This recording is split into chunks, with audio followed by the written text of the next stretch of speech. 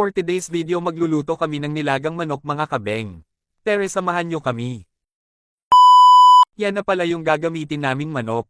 Bali kalahating kilo lang ito mga kabeng. Bagong sahod kasi kami kaya masarap na ulam kami ngayon. Itong mga gulay na gagamitin ko sa nilagang manok. Andyan na yung pechay, repolyo, patatas at saba na saging. Ito yung iba pang sangkap, tulad ng sibuyas, patis at paminta. Tere magluto na tayo. A few moments later. Isinalang ko na yung karne ng manok.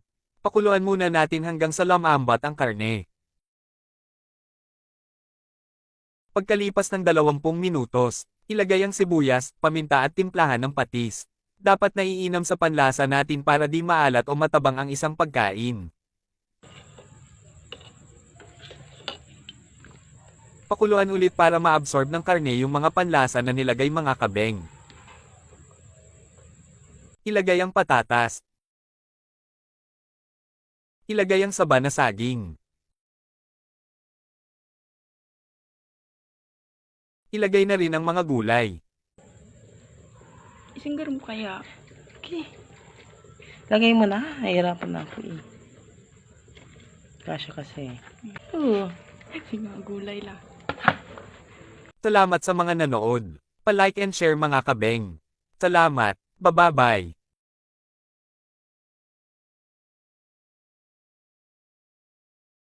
Wow.